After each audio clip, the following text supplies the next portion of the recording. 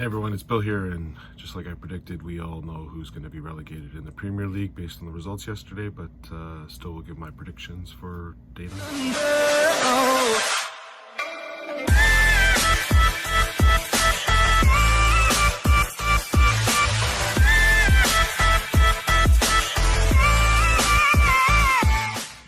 It's Bill, and here's how I did on day 8. I didn't do too badly. I've got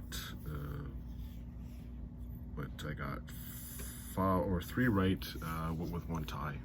That didn't happen, but also predicted that Rob Cross would be eliminated, and that occurred. So let's take a look at the matches yesterday. First one, Aspinall Cross. Cross seemed a little bit under pressure, and it showed. And then all of a sudden, when he was down, pressure came off. He started scoring really well, but Aspinall was able to hold him off 7-5. It's a match. Dimitri Vandenberg, Gary Anderson. This was a classic match on how not to double. There was a chance for the 9-darter, fantastic, but we are talking very low double percentages. That's what's really killed Gary in this. His scoring isn't bad. I know he's been saying it's not going well, but it's not that bad. But the doubles, wow, just missing doubles, giving away points. Kind of doing what Jose de Souza did in the first pack of games. Gary could have a couple more points than he currently has. So fair enough. Dimitri snuck over the line, 7-5. I think at the end of the day, when we get into the top 4 in the second pack of games, or the second sessions for the Premier League, I think Gary's going to look back on these pack and go, geez, I should have had more points. The next one up, I predicted Jose de Souza to beat Michael van Gerwen. Michael van Gerwen won.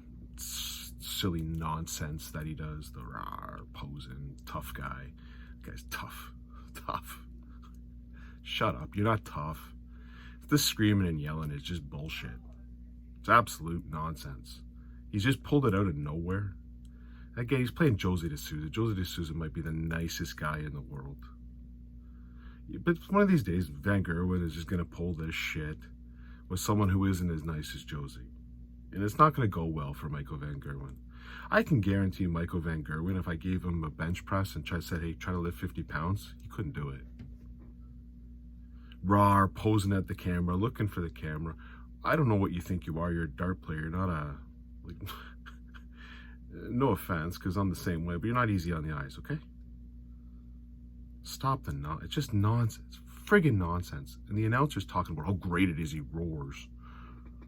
It's bullshit. If Gerwin Price was doing that, what would happen? And he says, well, I only do it when I had a big score. That is bullshit. I saw you do it when you took out a dart after 40. You missed the first 2. Stop the nonsense. Nonsense. I see you getting excited. You had a couple nice outs. You played really well. Do it on the big outs. Fair enough.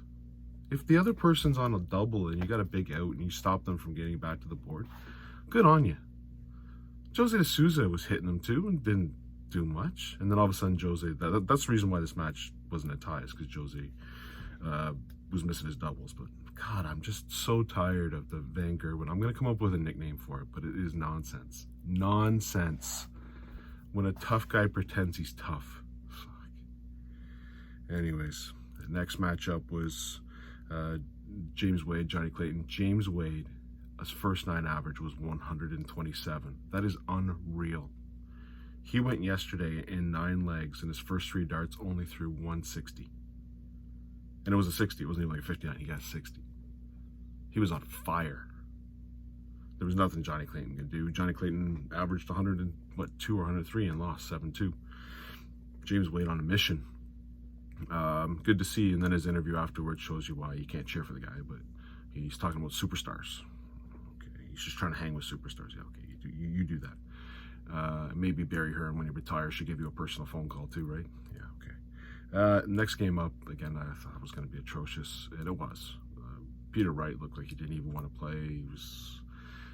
Peter Wright played some horrible darts in those first 4 legs. Horrible darts. And then in the last, he picked it up and got the big win, which he needed, 7-1. Again, that was a big win for him with the legs, because now it puts him in. He went from possibly being relegated to, if he beats Jose today, to be in the top 4. It's that close. So that was a big win. And now his legs differential is more manageable. And actually, Johnny Clayton, who was in first at the beginning of, or was at first at some point last week in the standings, is now in 8th. That just shows you how close it is, which is great. Let's get into the matches for today. The throwaway match, Rob Cross against Durant. Yeah, Durant's going to want to get some points. He averaged under 80 yesterday. It's not coming back in a day. So I see that he's not going to Germany on the blocks. I'm hoping Glenn takes some time and figures out the game. I saw Peter Wright offered him to come up to his place. He seemed to work for Dimitri Vandenberg for the World Match Play. Who knows? You just hope that this doesn't affect him going forward. I think it will, though. I think it was just a bad decision to maybe even put your name in the hat when you knew you were struggling that bad. I know you want to. It's money. I get all this piece of it, but it's going to come off pretty bad. You know, when you hit a 1-2-1, you hit the bull and you're cheering like you've never done it before. Peter Wright must have sat back there and said, I'm going to beat you no matter what I throw. Fair enough. So I see Rob Cross winning this one 7-3. Next matchup I think will be a good one. Johnny Clayton has MVG's number. So a lot of roaring. Johnny's a nice guy. He's probably going to just look at the roaring and go whatever. But if you take a look at the last couple of battles Johnny Clayton and MVG have, it's gone Johnny Clayton's way. So I'm going to see Johnny Clayton win this one 7-5.